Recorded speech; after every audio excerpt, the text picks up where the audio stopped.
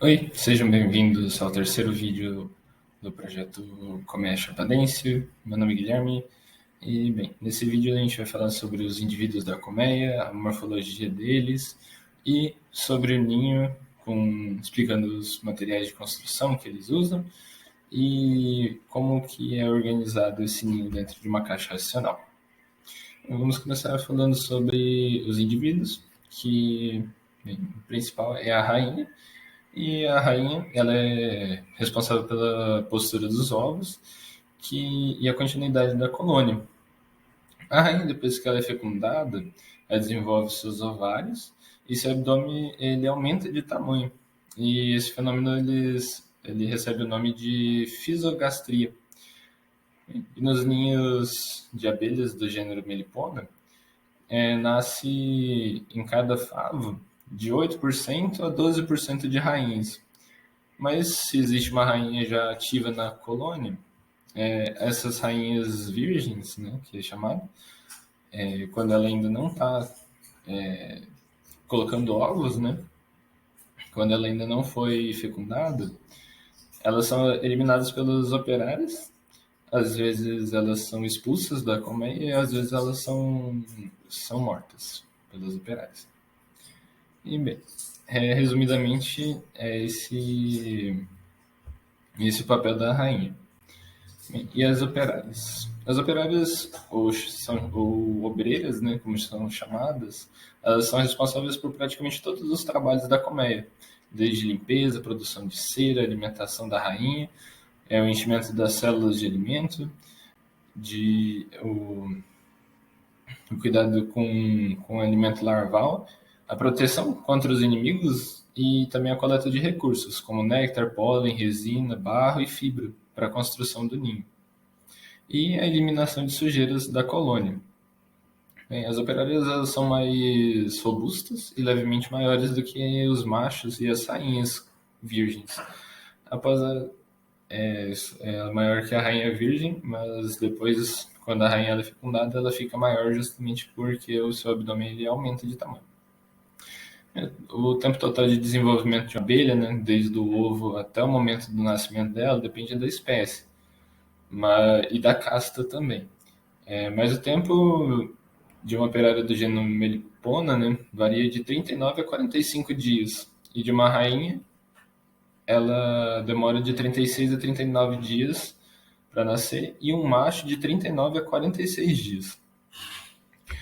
E o tempo de vida de um indivíduo, de uma abelha adulta, de meliponínia, pode variar de acordo com o clima. Às vezes, no período do frio, elas vivem mais tempo do que no período quente. E depende também do tipo de atividade que essa abelha faça.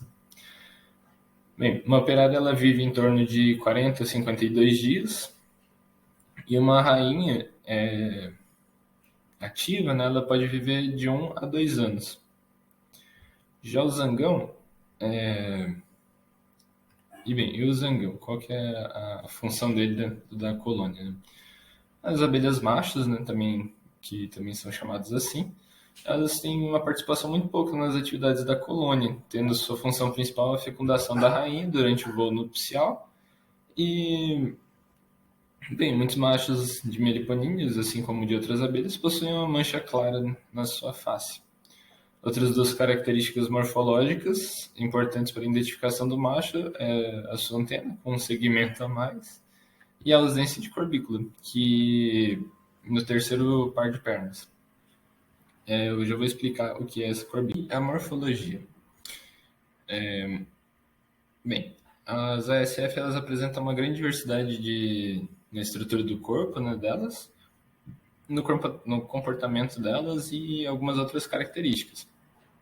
O nome abelha sem ferrão não é em vão, porque o ferrão que é presente nas fêmeas do grupo, né, dessas abelhas, é muito reduzido e modificado e não funciona para defesa. Então ela não consegue picar uma pessoa, sendo uma modificação do ovo opositor.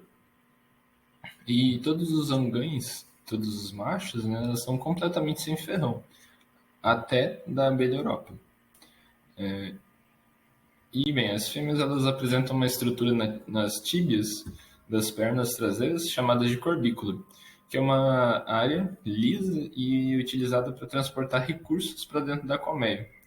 Bem, tipo, esses recursos poderiam ser o pólen e algumas outras substâncias utilizadas na alimentação e na construção de seus ninhos.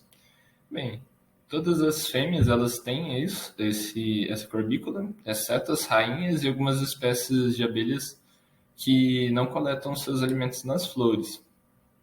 Bem, a corbícula ela é côncava e contornada por pelos localizados na tíbia, como eu falei, de cada perna posterior, ou seja, o último par de pernas que a abelha tem, sendo conhecido como cesta de pólen, que é onde elas carregam o pólen.